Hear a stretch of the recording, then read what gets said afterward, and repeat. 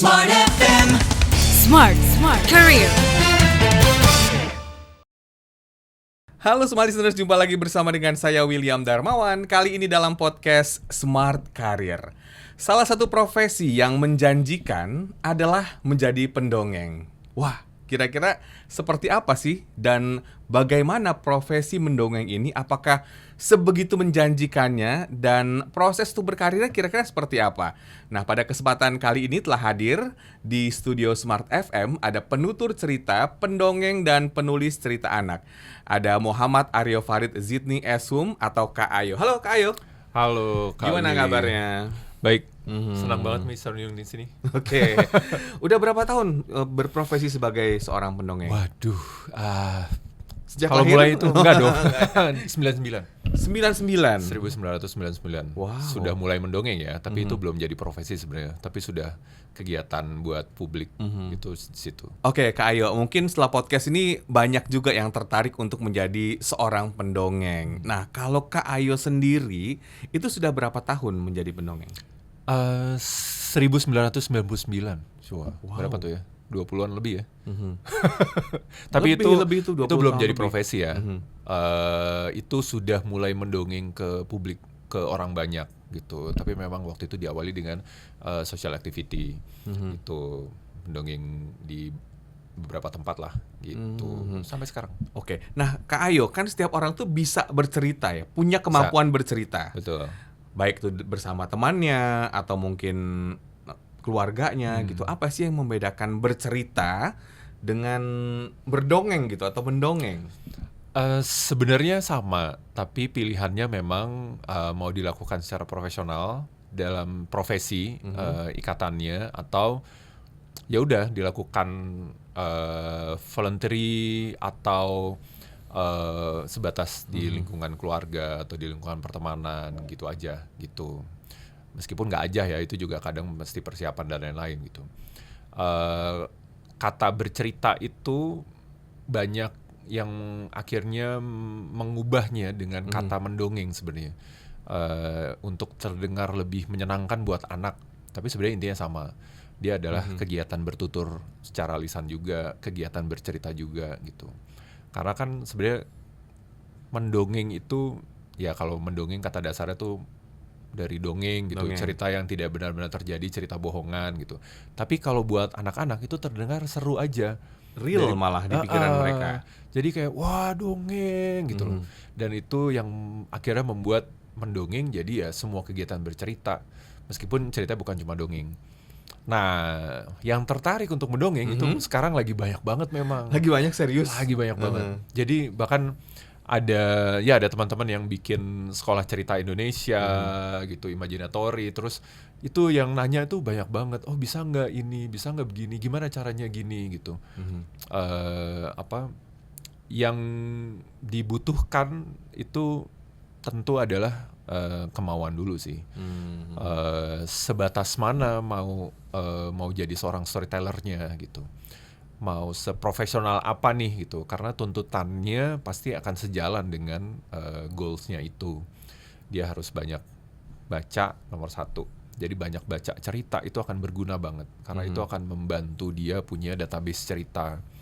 Nah, kalau sudah punya database cerita, itu akan mempermudah dia untuk memiliki kemampuan menulis cerita.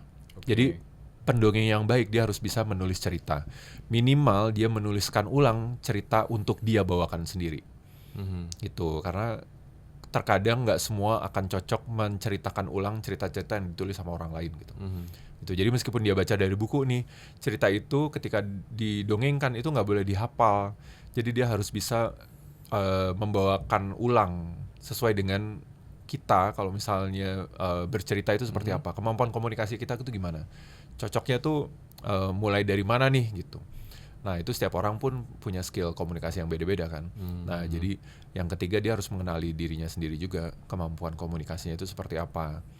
Nah, 3 ini nih yang harus dipelajari dulu. Modalnya ya. Betul. Nah, kalau udah komunikasi ya itu udah lengkap lah semuanya. Dari suara, dari kontak mata, dari bahasa tubuh, gerakan tangan, gestur, ekspresi gitu, itu akan dipelajari semuanya. Gitu. Nah, sebenarnya 3 hal ini yang bisa dilakukan, yang dipelajari, dikembangkan kalau misalnya mau jadi pendongeng profesional, tapi kemudian mereka juga harus banyak praktek pastinya gitu. Jadi terjunlah, dongenglah, Volunteer kemana, dulu. voluntary dulu, bener. Nggak harus jangan cari yang dibayar dulu dong, kan kita belum terasah ibaratnya gitu. Aha. Berarti mendongeng ini sebetulnya bisa dijadikan penghasilan utama ya? Bisa banget. Oke, bisa banget. Bisa banget. Dulu aku bukan bekerja sebagai seorang pendongeng toh. Lulus kuliah ya kerja profesional di bidangnya. Tapi kemudian loh kok lama-lama seru ya dongengnya ya. Terus kemudian loh kok bayaran mendongeng lebih gede daripada gaji bulanan ya gitu. Akhirnya ya udah oke, kita cobalah gitu. Dan ternyata sampai sekarang gitu. Jadi akhirnya nulis cerita anak juga malah lebih banyak. Jadi kayak shadow writer gitu loh. Kok ini malah jadi seru ya. Karena dunia anak itu sebegitu serunya gitu. Jadi bisa banget memilih ini jadi profesi. Apa tantangan utama ketika profesi pendongeng ini menjadi profesi utama ya, atau mungkin penghasilan utama? Apa tantangannya? Tantangannya updating semuanya sih. Karena ini berkaitan dengan manusia, dengan orang, terutama orang-orang yang kecil-kecil, anak-anak, dan mereka itu perkembangannya itu berbeda hampir setiap generasi, betul. Yang sekarang tuh udah digitally on everything gitu loh, digital native kan. Jadi kita harus update dengan apa yang sedang berkembang di media sosial juga, karena kita harus bisa mempergunakan itu di dalam interaksi dan dongeng kita. Karena dongeng itu juga berkembang sesuai dengan zaman juga gitu. Pertama itu, kemudian bahasanya. Jadi topik-topiknya itu kemudian bahasanya juga. Bahasa dengan anak-anak itu kita harus mempergunakan bahasa apa nih? Itu kalau ya seumuran, ya kita seumuran kan ya? Iya, Seumuran kayaknya kita. saya junior sedikit sih, biar kelihatan muda ya. Nah itu mungkin bahasanya ya oke lah, kita bisa sama-sama tahu. Tapi kalau udah ke anak-anak yang generasi sekarang, wah kita harus tahu banyak istilah yang In English bahkan. in English. Kebanyakan bahkan bisa bilingual tuh kalau misalnya cerita ke mereka gitu. Karena mereka udah bilingual juga hidupnya gitu. Semua yang mereka tonton itu udah English juga kebanyakan gitu, meskipun bahasa Indonesia juga, tapi itu yang seru sebenarnya. Kemudian updating di ceritanya sih. Gimana caranya kita bisa membuat cerita itu jadi seru ketika diceritakan dan tidak membosankan buat mereka, karena hidup anak-anak sekarang kan itu banyak terpengaruh oleh media sosial. Jadi mereka internet dan semua platformnya itu, dan membuat mereka itu jadi cepat jenuh kalau sesuatu itu dalam kurang dari let's say 30 detik itu nggak menarik gitu loh. Jadi kalau misalnya kita mendongeng di bawah 1 menit itu nggak menarik, itu kayak di sweep aja gitu loh, sama jarinya. Bisa langsung ganti cerita tuh. Nah, bukan ganti cerita, tapi harus memasukkan aksi, memasukkan karakternya, atau kita langsung looping ke bagian cerita yang itu akan seru gitu. Nah, teknik-teknik itu sebenarnya yang perlu dipelajari juga gitu. Jadi ya perlu observe dan terjun ke dunia anak-anak sebenarnya untuk mengenal itu. Setuju sih sama Kak Iyo ya, bahwa sekarang ini anak-anak tuh kayak semakin berkembang banget gitu ya, karena teknologi, mereka punya banyak referensi, bahasa juga. Betul. Berarti kayak cerita-cerita zaman dulu kan, kalau saya didongengin gitu kan paling Kancil dengan Ketimun. Sekarang tuh lebih update terus ya, karena Sekarang update ya. Update. Tapi sebenarnya cerita lama itu masih bisa Masih dibawakan. oke, Caranya aja yang harus beda. Jadi kadang udah suatu hari ada kancil, itu udah agak susah. Coba Kalau diteruskan aku dong. bawain. Nah, kalau buat anak-anak sekarang tuh, Iya. suatu hari ada kancil yang sedang melompat-lompat mencari makan. Jadi dari cara ngomongnya itu harus buat mereka tuh, oh apa nih kok aneh ya gitu. Tapi aneh buat mereka tuh menarik. Gitu. Kalau zaman dulu tuh yang suatu hari seekor kancil sedang melompat-lompat mencari makan. Iya. Kemudian itu masih bisa tuh. Tapi kalau sekarang tuh yang wah udah berantakan, udah mungkin banyak gimmick tapi tetap pada narasi cerita. Ditambah mungkin kostum juga, atau mungkin Bisa. properti bisa juga ya. Bisa, benar. Oke. Meskipun wow. ya ada beberapa orang ya termasuk aku sendiri jarang nih pakai properti, pakai boneka, niruin suara. Set skill yang seperti itu buatku udah cukup lah gitu. Jadi aku balik ke normal lagi, dan ternyata masih bisa juga. gitu. Tapi memang itu tergantung dari interaksi di awalnya. Gitu. Karena tadi ya banyak yang cepat bosan sekarang. Mereka kan juga begitu cepatnya menerima informasi, Betul. langsung di apa namanya, Swipe aja ganti iya, gitu kan. ganti gitu ya. Wow. Sayangnya kan kita nggak bisa, mereka nggak bisa bilang, Miss ini ganti dong pendongengnya, ya, itu nggak bisa tuh gitu. Jadi kita yang harus aware banget nih, oh ini kayak udah mulai jenuh nih, udah mulai Oke, bosan nih. kelihatan mukanya. Oke, masukin apa, loop ke bagian mana gitu-gitu. Berarti harus suka sama anak-anak dong. Harus, yes, Mhm. karena anak-anak itu kan perasa banget. Mereka itu nggak pernah menilai, tapi mereka bisa merasakan. Kalau seseorang melakukan kegiatan sama mereka itu tidak sepenuh hati, itu akan kerasa sama mereka, dan mereka nggak akan ikut. Oke, Gitu. dari feel-nya berarti ya. Bener. Jadi kalau misalnya kita mau terjun di dunia dongeng nih, aku Tapi mau nggak jadi tulus storyteller gitu nih, ya? tapi nggak tulus, just for the sake of the money gitu. Wah, oke. itu udah susah deh. Kalau dari awal hanya berpikir ke sana itu udah susah gitu. Karena nggak akan diterima, karena kita fokusnya beda gitu. Oke, berarti suka dan mungkin merangkul mereka gitu ya, untuk mereka juga suka dengan kita, sehingga rasa itu kebangun, chemistry itu kebangun, Itu.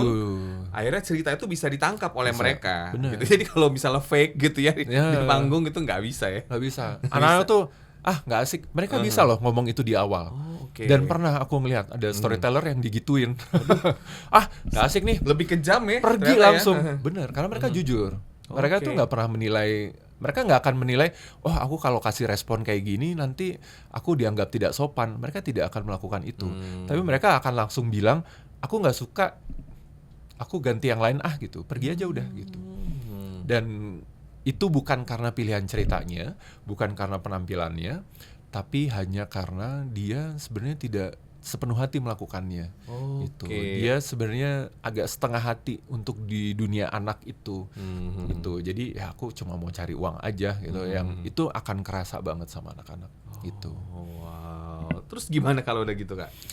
Ya udah, mau gimana lagi ya, selesai aja gitu. Tapi entah gimana ya, tapi aku beruntung sekali bisa activity di kegiatan sosial dulu, karena disitulah aku bisa merasakan kegiatan yang baik itu akan direspon dengan baik, dan pelajaran itu yang ternyata membentuk bahwa anak-anak itu tidak mudah loh, tapi mereka harus kita jumpai dengan tulus gitu, dan it works every time dalam voluntary work, social work, bukan satu activity yang bertujuan apa-apa ya, memang untuk main aja, atau in professional work gitu, untuk bermain dan untuk bercerita sama mereka as a professional gitu.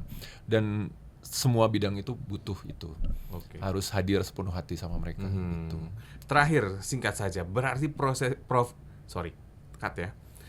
Terakhir, berarti profesi ini sangat menjanjikan di kedepannya, karena anak-anak kan juga semakin banyak gitu ya, terutama di Indonesia. Betul. Sangat dibutuhkan dan semakin berkembang karena juga gempuran digital media. Orang tua tuh butuh kegiatan yang membuat anak-anak itu benar-benar masuk ke dunia anak-anak gitu. Tidak lagi berhubungan dengan layar. Oke, sukses Kak Ayo. Terima kasih. Dan terima kasih telah hadir di podcast kami. Dan Smart Listeners, demikian perbincangan kami dengan Kak Ayo. Semoga menginspirasi kita semua. Dan ini juga menjadi satu referensi untuk Anda yang ingin memulai karir sebagai seorang pendongeng. Saya William Darmawan, terima kasih. Sampai jumpa. Smart FM. Smart Career. Make your future better.